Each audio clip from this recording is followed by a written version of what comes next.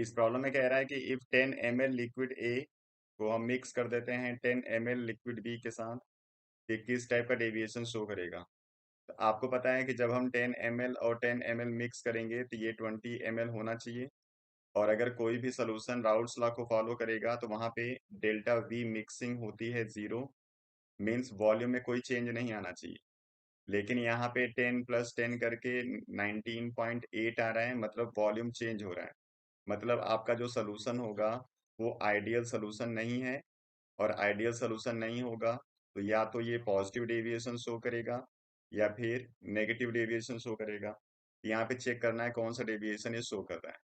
तो इसका जो वॉल्यूम है वो 20 ml से कम हो रहा है, मतलब कि यहाँ पे डेल्टा वी मिक्सिंग की वैल्यू आ रही है नेगेटिव। और जब डेल्टा वी मिक्सिंग नेगेटिव आएगी तो वो नेगेटिव डेविएशन को शो करेगा, इसलिए इसका आंसर होगा negative deviation. Question number 2, Faraday law of electrolysis and find number of Faraday required to reduction of 1 mole of Cr2O72 - 2 Cr3 plus। तो फेराडे ने इलेक्ट्रोलिसिस के लिए दो लॉ दिए थे। और फर्स्ट लॉ के अकॉर्डिंग क्या था कि किसी भी मटेरियल को जब हम कैथोड पे डिपॉजिट करेंगे तो जो amount of the metal deposited at cathode होता है वो इलेक्ट्रिसिटी पास जो होगा सोल्यूशन के अंदर उसके ऊपर डिपेंड करेगा। मीन्स जितना ज्यादा इलेक्ट्रिसिटी हम पास करेंगे उतना ही मटेरियल वहां पे डिपॉजिट होता है। और दूसरा लॉ है कि अगर हम एक से ज्यादा मेटल को या उसके कंपाउंड को हम सीरीज में कनेक्ट कर देते हैं और सेम अमाउंट ऑफ इलेक्ट्रिसिटी जब हम पास करेंगे तो जो मेटल वहां पे डिपॉजिट होंगे कैथोड के ऊपर तो अपने इक्विवेलेंट वेट के अकॉर्डिंग वहां पे डिपॉजिट होते हैं। यहाँ पे दूसरा इसका प्रॉब्लम दिया हुआ है नंबर ऑफ फेराडे रिक्वायर्ड इसके कन्वर्जन के लिए। इसका कन्वर्जन हम लोग कर लेते हैं। Cr2O72 माइनस को हमने चेंज कर दिया है क्रोमियम 3+ में। क्रोमियम यहाँ पे 2 है तो इसको 2 कर लिया। ऑक्सीजन यहाँ पे 7 है तो इस साइड हम लोग 7 वाटर ऐड कर देते हैं। And due to addition of 7 molecule of water, number of hydrogen atom increases 14, that's why we add the 14H plus towards left side। ये रिएक्शन आपका बैलेंस हो गया है। अब यहाँ पे चार्ज को बैलेंस करना है।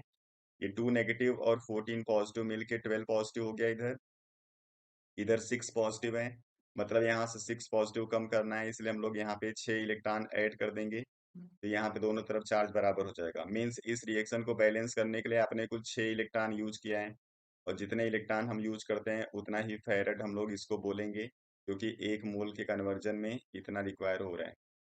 तीसरा, discuss carbyl amine reaction. Carbyl amine reaction में क्या है, जब आप किसी भी प्राइमरी अमाइन का रिएक्शन करा देते हो क्लोरोफॉर्म के साथ एलॉन्ग विद KOH, ये करता क्या है, प्राइमरी अमाइन को चेंज कर देता है आइसोसाइनाइड में। मीन्स ये कन्वर्ट हो जाएगा RNC में। और आइसोसाइनाइड टेस्ट भी इसको बोलते हैं क्योंकि इसकी एक बहुत अनप्लीजेंट स्मेल आती है। और ये रिएक्शन केवल प्राइमरी अमाइन शो करेगा, इसलिए इसको हम आसानी से आइडेंटिफाई कर लेंगे सेकेंडरी और टर्शियरी से। इसलिए कार्बाइल अमाइन रिएक्शन को यूज करते हैं to distinguish the primary amine from secondary and tertiary amine. Question number 4 है, arrange the following in decreasing order of basic strength in aqueous solution.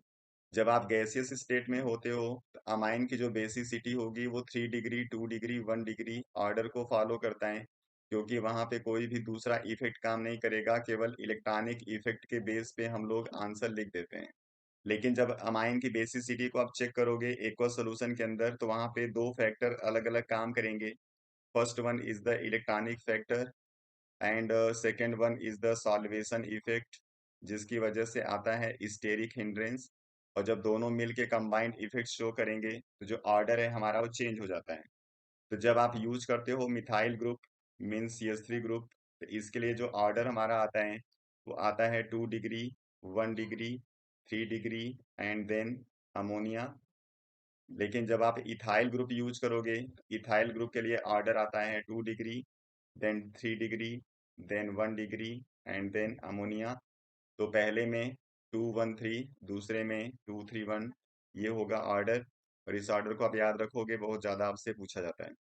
Next, इस problem में platinum का एक complex है जिसका रिएक्शन AgNO3 के साथ कराते हैं तो 2 मोल AgCl जनरेट होता है।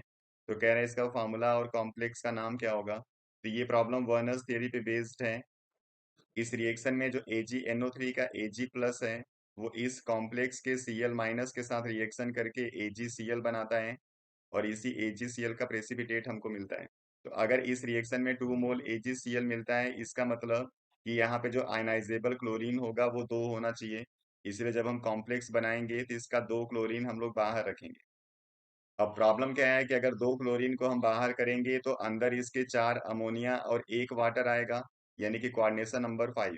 कोऑर्डिनेशन नंबर 5 हम लोग बनाते नहीं है, वो या तो हम 4 बनाते हैं या फिर 6।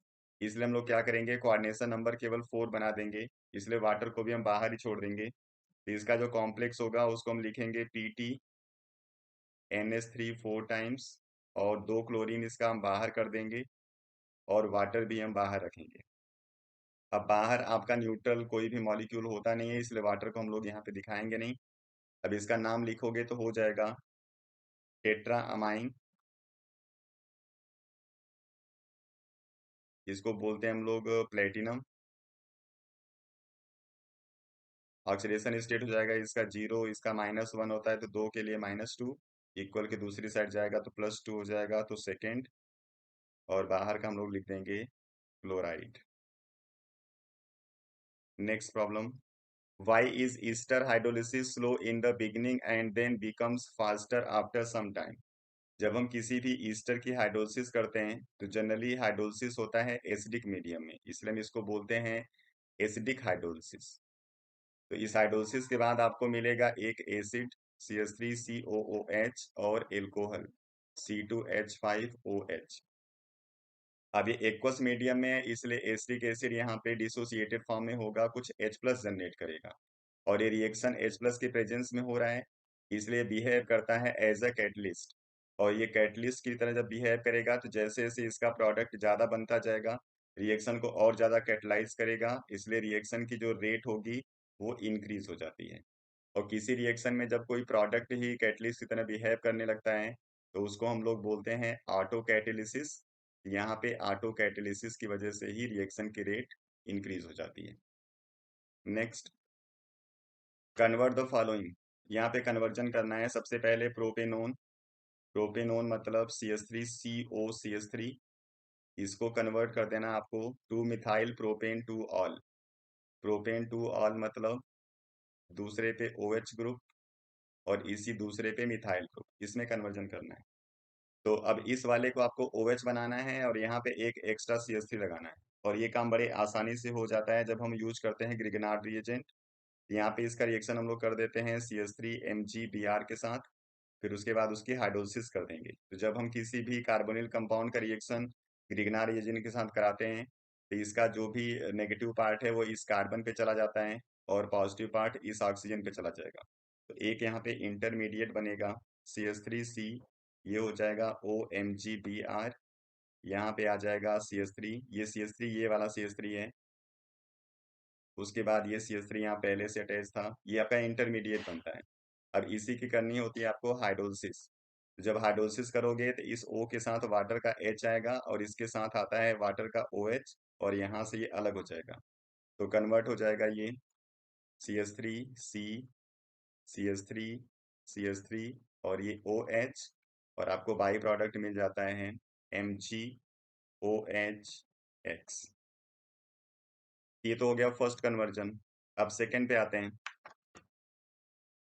सेकंड में प्रोपीन को कन्वर्ट करना है प्रोपेनोन में। प्रोपीन मतलब CH3CH double bond CH2, and propanone means CH3C double bond O CH3, means इसको कीटोन बनाना है।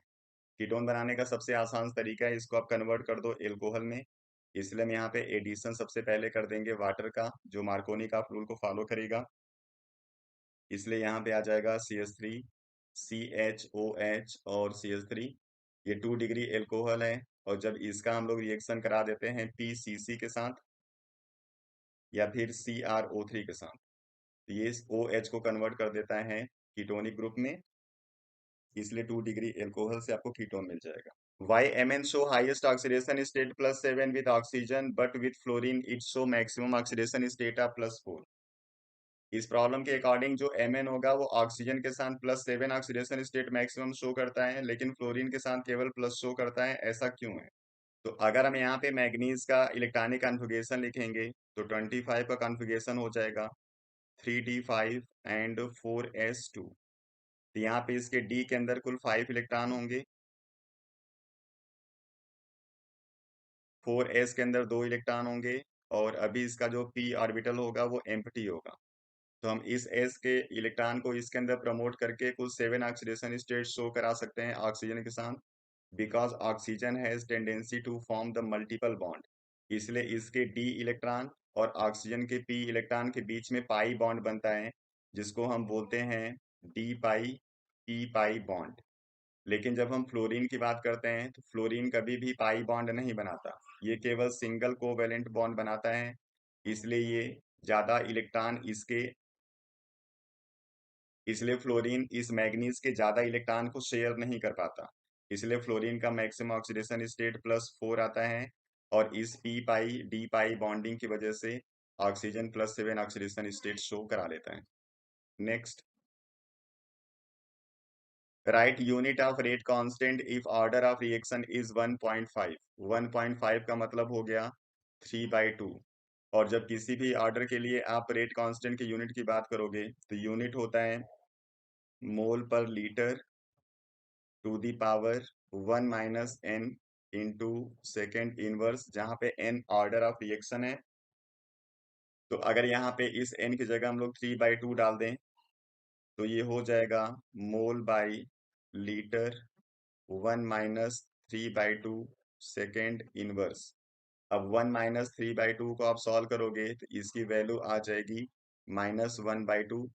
इसलिए हमारा जो यूनिट हो जाएगा वो हो जाएगा litre power half mole power -12 into second inverse. ये इसका हो जाएगा unit. Next, reaction of glucose that indicates that the carbonyl group present as aldehyde group in the open chain structure of glucose। Glucose का अगर हम short structure बनाएं तो यहाँ पे CHO होता है और CHOH होता है 4 टाइम्स, और लास्ट में टर्मिनल पे होता है CH2OH। तो कह रहा है कि कौन सा रिएक्शन है जो इंडिकेट करेगा कि यहाँ का जो कार्बोनिल ग्रुप है वो एल्डिहाइड होता है। तो इसके लिए हम लोग रिएक्शन इसका कराते हैं ब्रोमीन वाटर के साथ, और ब्रोमीन वाटर के साथ रिएक्शन करके ये बनाता है gluconic acid, means CHO is oxidise into COOH। और इसी ग्लूकोनिक एसिड का फॉर्मेशन ये इंडिकेट करता है कि इसके टर्मिनल पे CHO ग्रुप है जो एसिडिक ग्रुप में कन्वर्ट हुआ है। इसका मतलब जो कार्बोनिल यहाँ पे ग्रुप प्रेजेंट होगा वो एल्डिहाइडिक होगा।